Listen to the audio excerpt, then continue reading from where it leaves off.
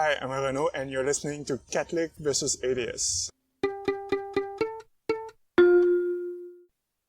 The way I like to start is just have you introduce yourself, talk a little bit about who you are, what you believe, and why you believe it. Sure, my name is Renaud. I don't really believe anything supernatural. I think the way that we know things is by studying the real world. In general, it has to go through our senses or through machines that we use to measure the real world, and then we see the measurements with our senses. You know, that's what science is about. Science is about studying the real world in a methodical way. It's not always possible to do it. In general, like in your everyday life, you're gonna want to just observe the real world and try to deduce what the real world is like. Do you know the difference between deduction and induction? Shoot. Deduction is a top-down logical conclusion where we use pure reason. In induction, we observe patterns and we impose a rule or a conclusion on the pattern. And the philosopher David Hume said that there's a problem with induction, which is that we can never know with absolute certainty. Yeah, and I don't pretend to know anything with absolute certainty.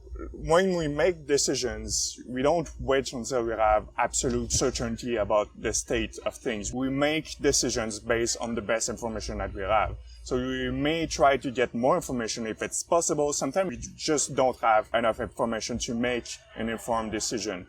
But the earth is bigger than my head. Do you have absolute confidence in those sorts of statements about relation? The earth is bigger than your head according to everything I can observe. I can look at your head directly. I can look at the earth and, I can observe directly that the earth is bigger than your head. But I don't know, maybe I'm in the Matrix and, and like it's all an illusion or something like that. There's no scientific basis for positing the existence of reality or of the other. Whether we are in the Matrix or whether it's real, I don't see the difference because it's the world that I experience, right?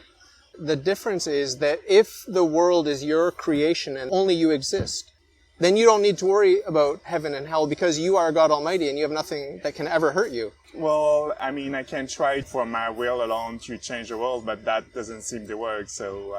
You would conclude that the real world is real and that you are not God? According to everything I can observe, yeah, it seems to be the case, yeah. How do you feel about deism? There's a first cause, there's a prime mover, he got the whole shebang going, he created the universe. I'm not convinced.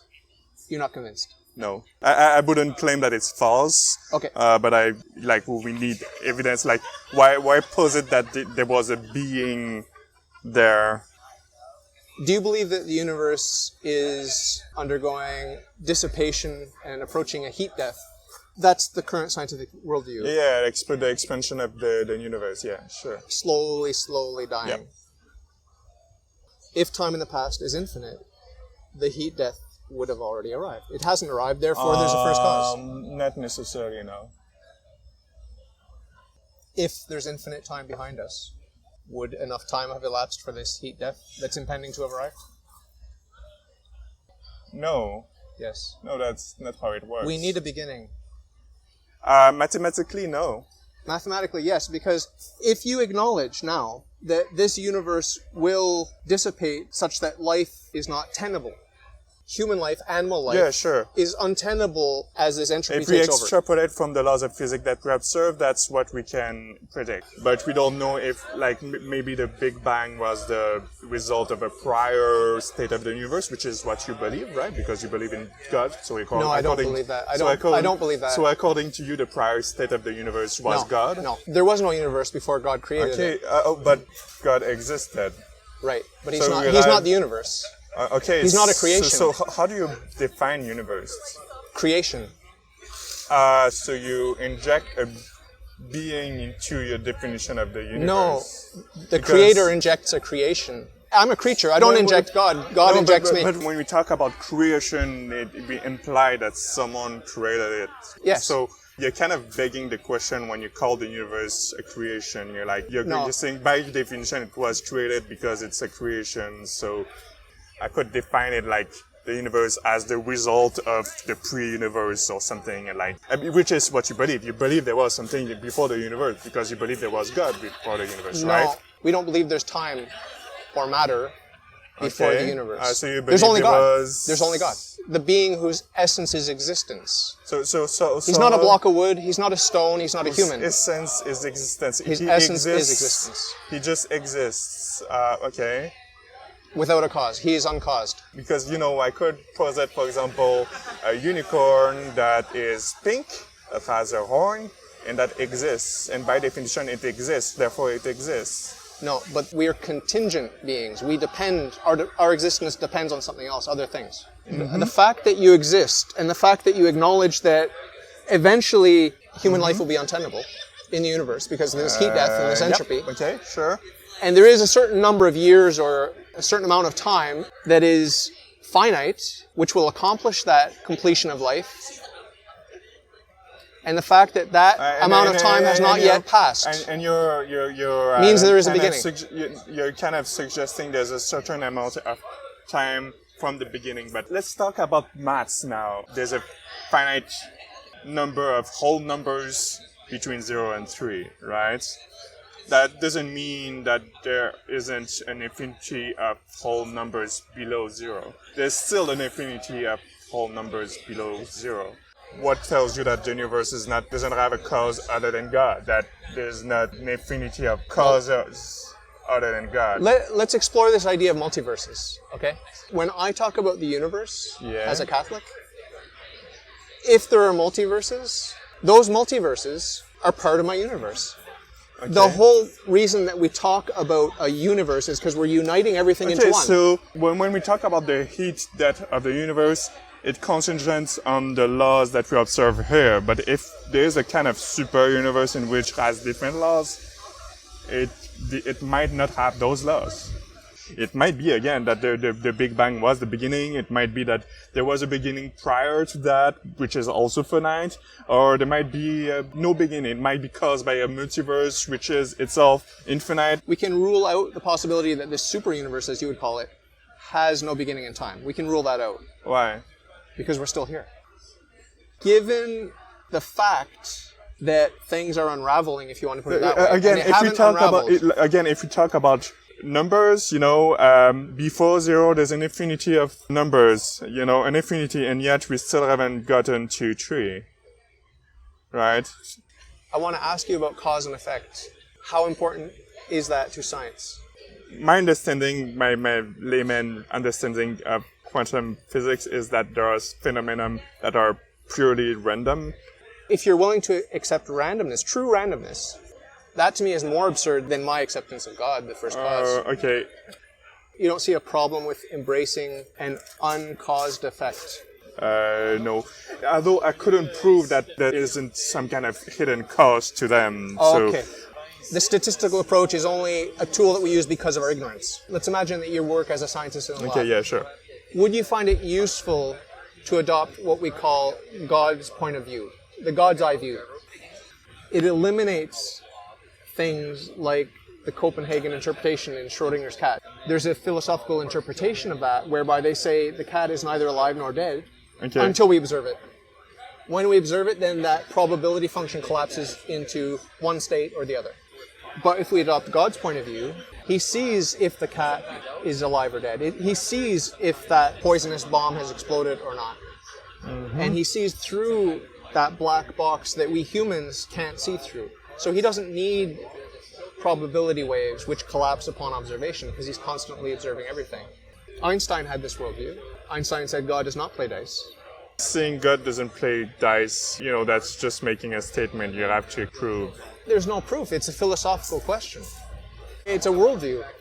I don't have a worldview either way. Well, if you're willing to say in principle that probability is only a tool because of our ignorance, then you do have a worldview. You have a rational, sane worldview. I care about what works. If you have a model that allows you to make predictions, and you make prediction and they come true, that's a model that works. Science is science. It works.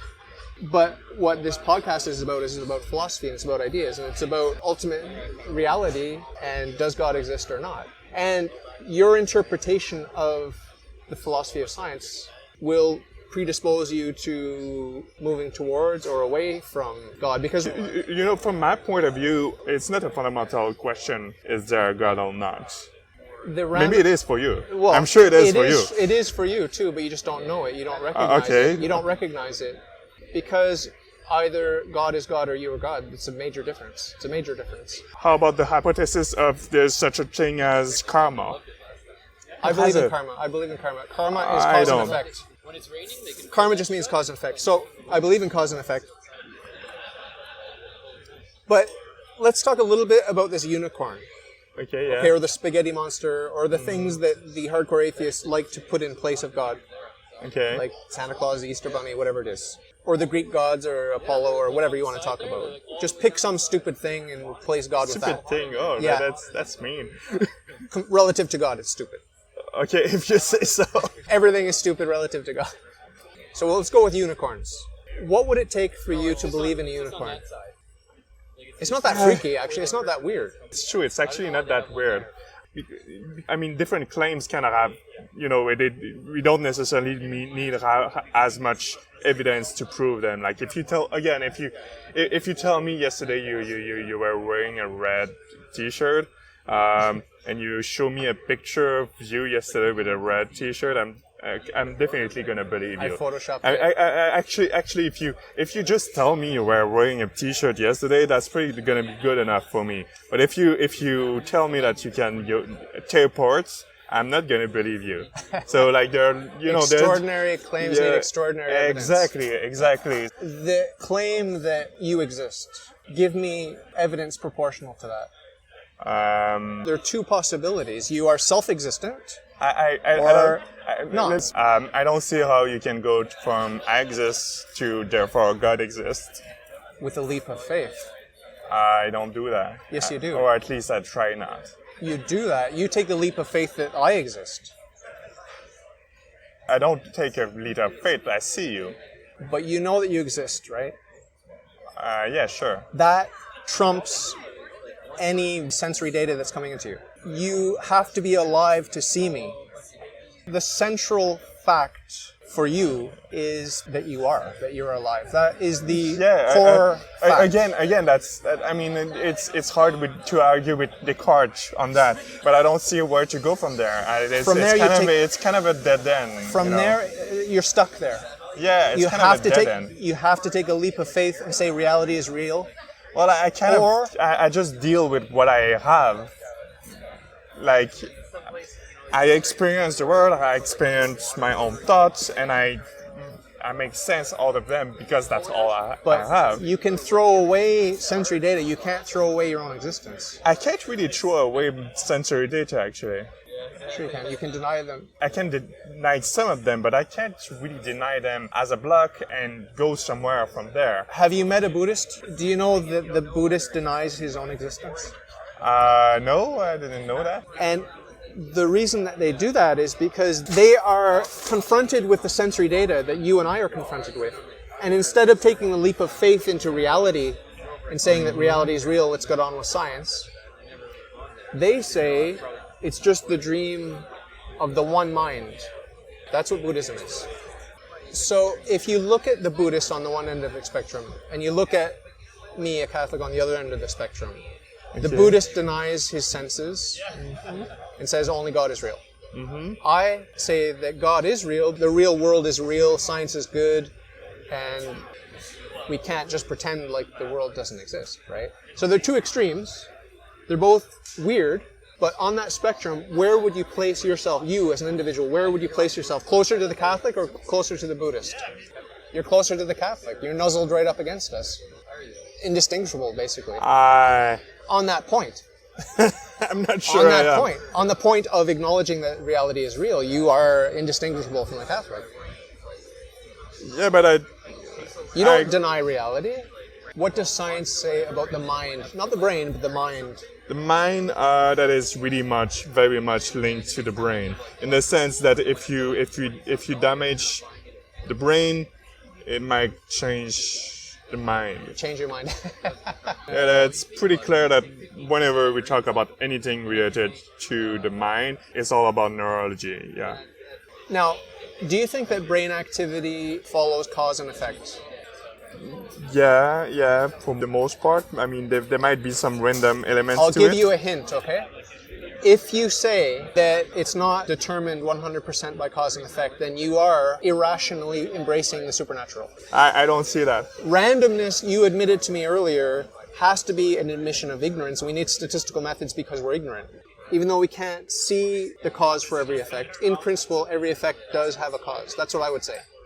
And for you to say something different would mean that you're embracing an irrational, supernatural... I don't see why we should accept this principle. Because you reject God. You reject the supernatural.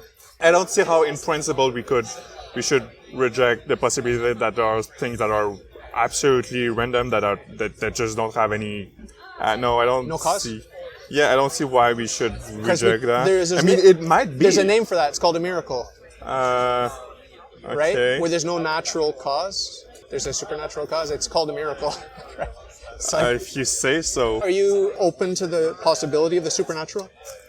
If nobody can study it, it's kind of just an idea. But if the scientists are speculating that there may be an uncaused effect, this randomness that you talked about, it's not subject to science. Why not? Because there's no cause and effect. I guess, okay. So they are acknowledging something that is beyond nature. Because nature works with cause and effect. Do you understand? This is the whole point. Yeah, but I don't really see why we should postulate one way or the other. I think what really counts in science is really like what you can observe, what predictions you can make. One principle that's often used in science is when you have two models that are exactly as predictive, and one is more complex than the other, you're going to use the simpler one.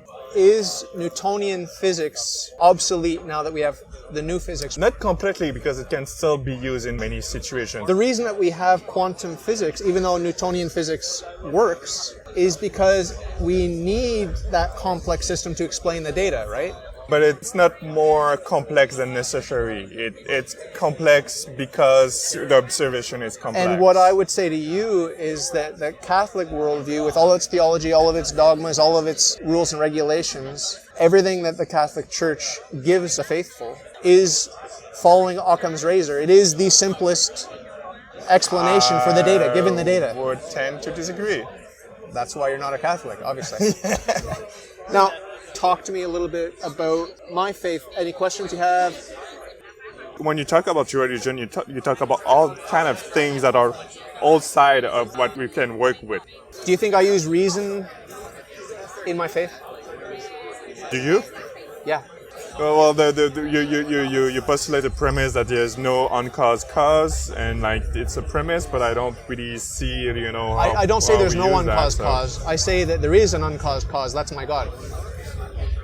The uncaused cause is my God. That's why. And I mean, you still postulate something, and I don't see why you would postulate that. If I didn't postulate that, then I would be God. How does that relate to what I have, what I can use, or what I can observe? Let's make it very concrete and real for you. I want you to picture for me, if you will, some relative that you love and cherish, but who has passed away. From my perspective, reality is that your beloved is destined for a really horrible outcome or a really wonderful outcome. So it is ultimately the most real thing. The most real thing? You mean it would be the biggest concern? Yeah. If you believe it? No, not if you believe it. If it's reality. If it's reality, okay. It doesn't matter if you believe it. Plenty of people in hell didn't believe it. Okay. If it's real, if hell is real.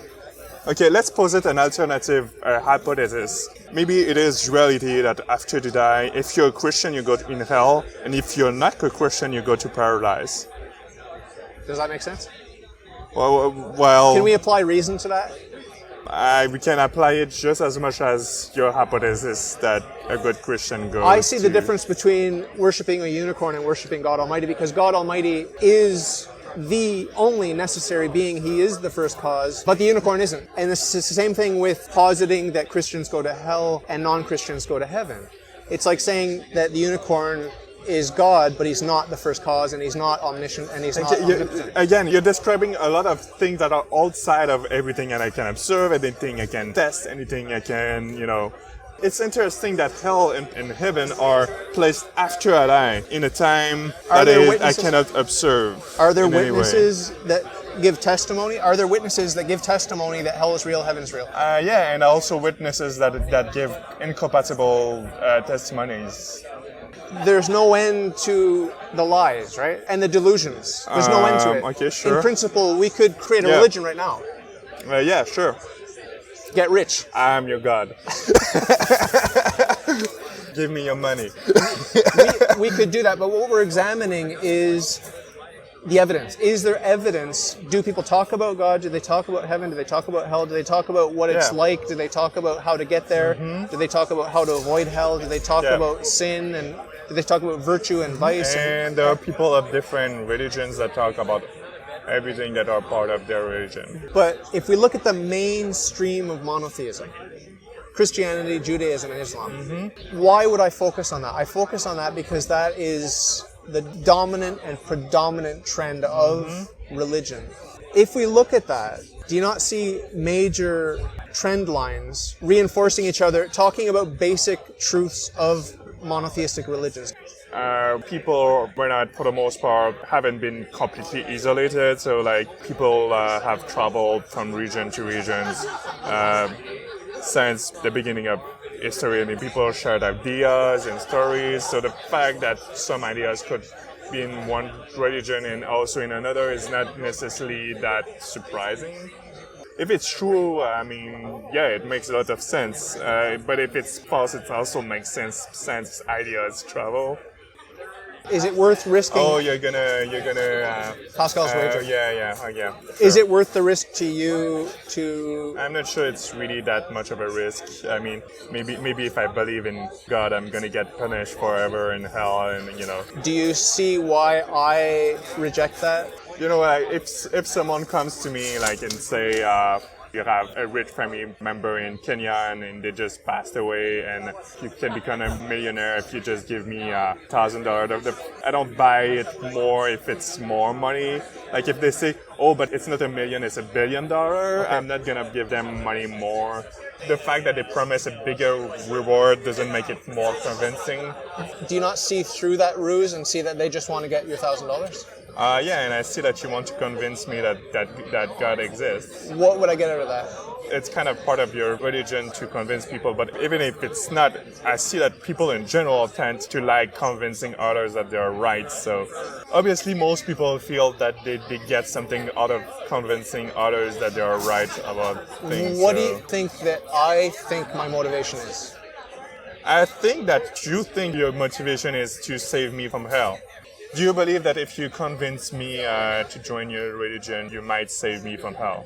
We have to be humble as humans. Like, we can plant a seed, but only God can make it grow. I don't know. So I could be, at the very best, I could be instrumental in your conversion, but it's between you and God. For me, a big part of what it is to be humble is to admit when we don't know something and like... What are the things that you think that I should admit I don't know that I claim that I do know? Some of the big things. Okay, whether the universe is eternal or whether it has a beginning. That's a big one. I'm willing to admit in principle that I may be wrong about that. Okay. I may be God. You may be God. All right. Do you think in principle I could be God? No. No? Why not? It's going to be me. It's not going to be you. It's going to be you. Oh, come on, From my man. point of view, I can deny your existence. I cannot deny my existence. That's what solipsism is. If you exist, if you really exist, you can deny my existence. Right? Okay, yeah. If I deny my senses and... Yeah. So from your perspective, you might be God. But is it possible in principle for you to deny that you exist? I'm not sure. I don't think it is. It kind of doesn't really make sense. It kind of... What Descartes said is that in denying it, you're asserting it. Therefore, you exist. If someone were to say, I can formulate a way in which I could think without existing, I would be open-minded and listening to what they have to say. A priori, it's kind of weird. What are some of the things that you find weird and unusual about Catholicism? Do you think that the cracker literally becomes the body of Christ? Yes. You do? Yes. Why? Because the church tells me so. That's the only reason. So, I mean, if you were to convince me to believe in Catholicism, then you would have to convince me to believe everything the church tells. Yes. Yeah, good luck with that. Baby steps. Baby steps. First cause and effect, free will. So if you can get me into drugs, maybe it would be easier. Yeah. Or brain damage, that would work too. I don't have a lot of hope that I'm going to convert anybody. No. I don't have a lot of hope that I'm going to deconvert you either, so. But the conversation was fun. Yeah, it's fun. If you like your worldview, if you think it's swell, if you got some questions, ask me and I'll tell. All you got to do is ask. All you got to do is ask.